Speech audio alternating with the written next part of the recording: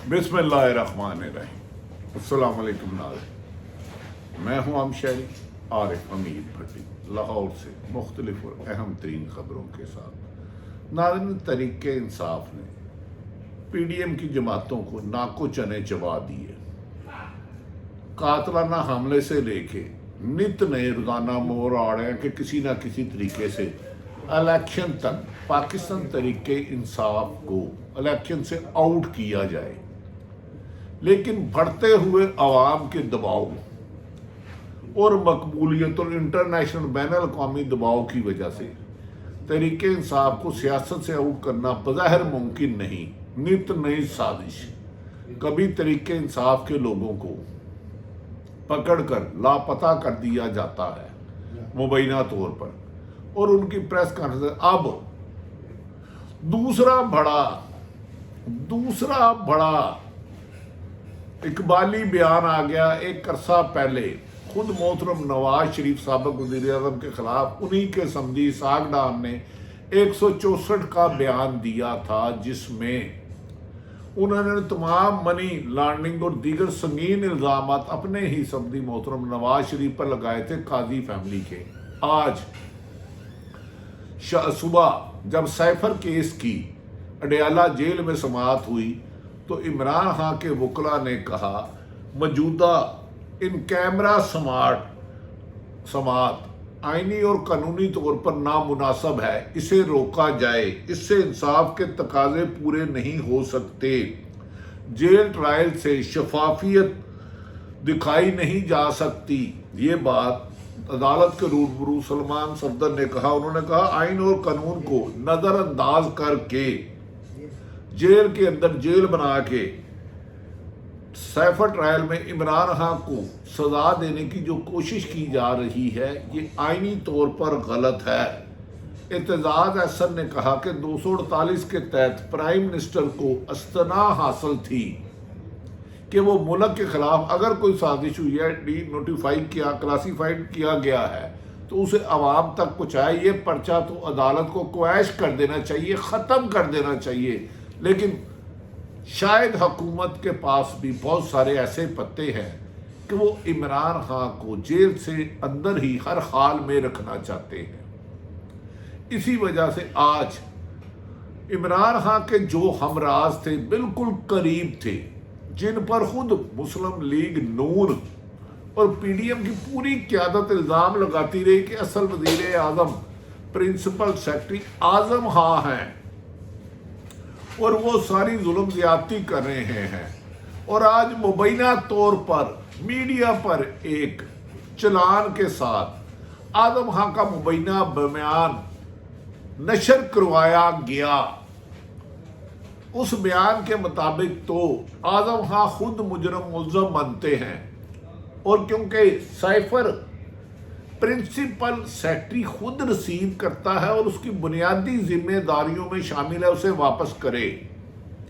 जब इमरान खान पर कातलाना हमला हुआ, मुकदमा दर्ज हुए, उस वक़्त साइफर का वजूद नहीं था। कभी दहशतगर्दी,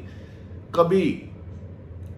बगावत के मुकदमात, कभी तकरीर करने के, कभी 16 MPO के, और कभी क्या क्या मुकदमात जो शायद किताब के कानून की किताब में जितनी दफात है इमरान खान पर लगाई गई, पर वो डगमगाए नहीं, और अवामी हमायत के साथ अवामी राब्तों में उन्होंने रिकॉर्ड 100 के करीब जलसे किए, 3 लॉन्ग मार्च किए, और हर एक को पुरअमन रखा और कहा कि हम सिर्फ साफ शफाफ इलेक्शन चाहते हैं। जब देखा गया कि तोशाखाना में इमरान खान की जमानत हो गई है, वो केस कमज़ोर है, क्योंकि उसके बरक्स नवाज शरीफ और जरदारी फैमिली ने जो ममनू चीज़ें थी, गाड़ियाँ ली थी, गाड़ियाँ जो तोशाखाना से ली ही नहीं जा सकती, इमरान खान पर साइफर में गिरफ्तारी डाल दी गई। एतजाज अहसन ने बाशगाफ लफ्ज़ों में कहा कि साइफर केस के असल हक़ाइक़ जब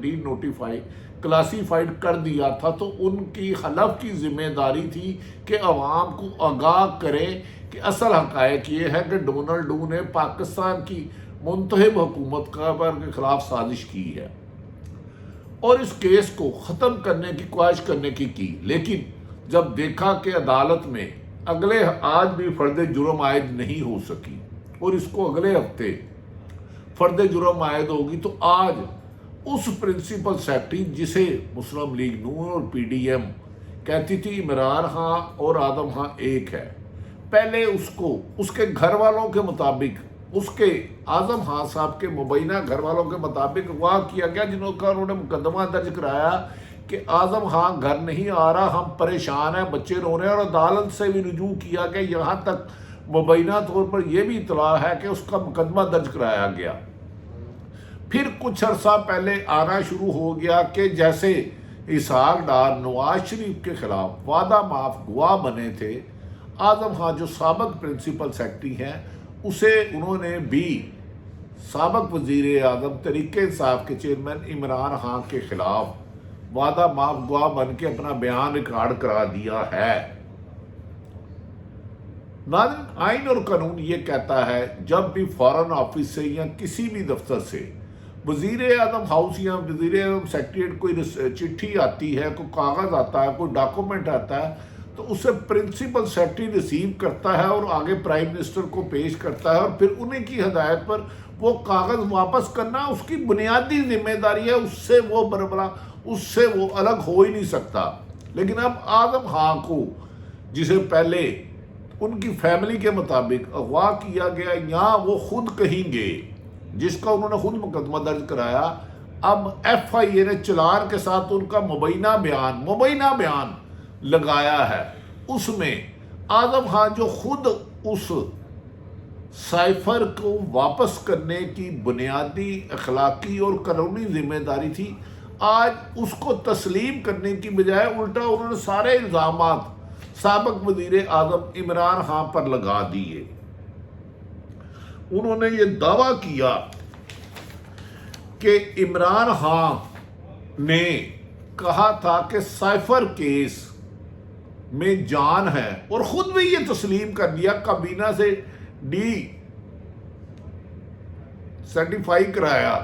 کلاسیفائی کرایا، خود تسلیم کر لیا۔ انہوں نے کہا کہ عمران خان نے، جب میں نے انہیں خط دیا تو کابینہ میں پیش کیا گیا، اسے کابینہ نے کیا، تاہم انہوں نے کہا کہ عمران خان نے خط مجھے واپس دیا ہی نہیں۔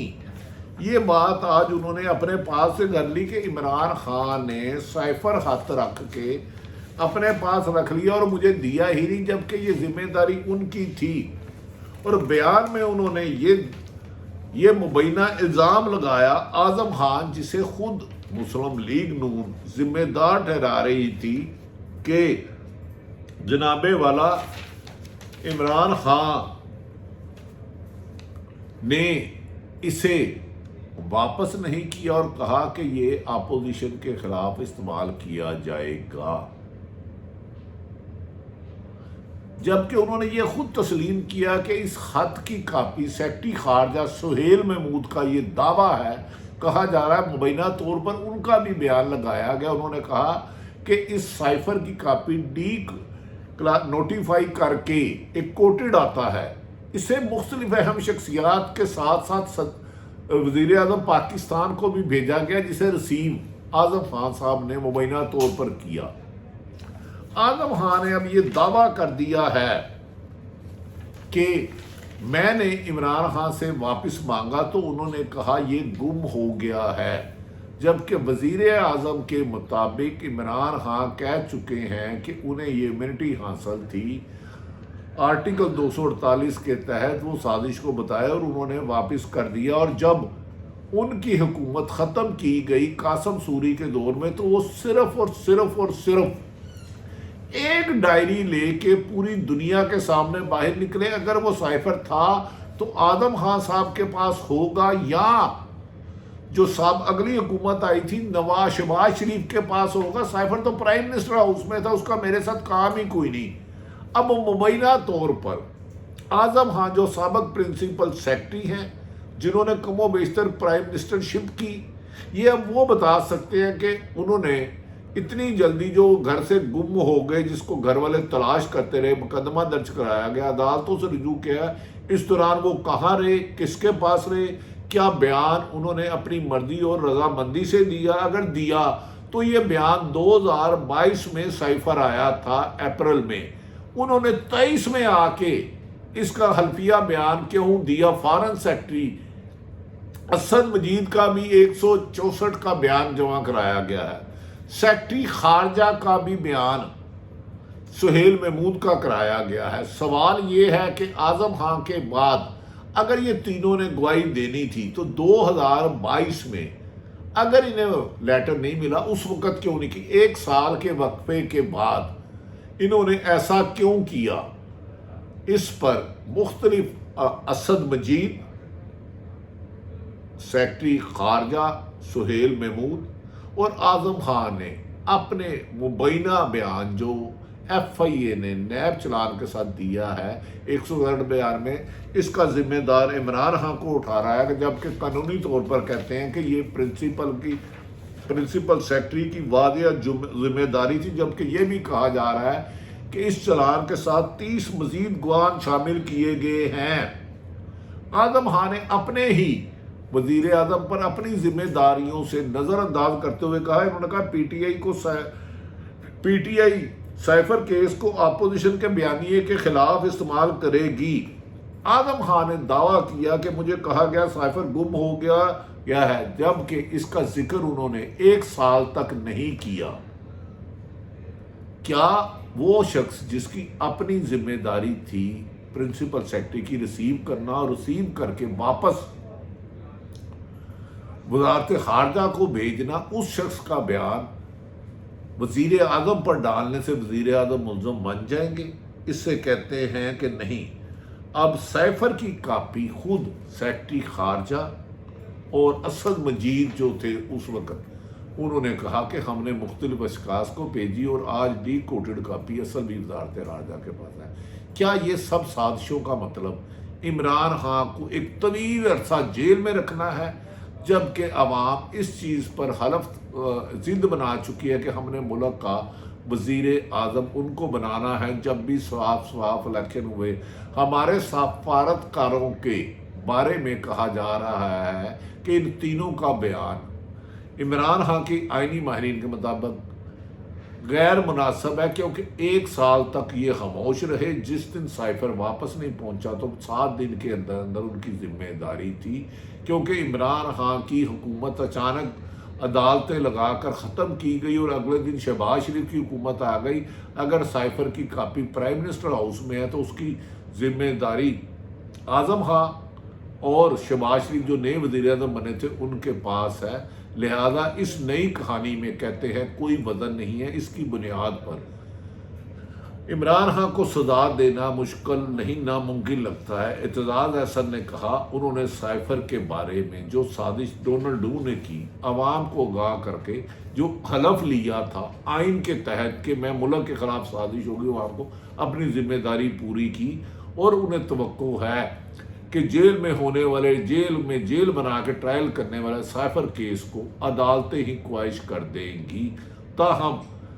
اعتزاز احسن نے نگران حکومت پر کہا، نون سے نگران اور نون سے نون لیگ، تو لہذا یہ ان دونوں کا گٹھ جوڑ ہے اور عدالتوں میں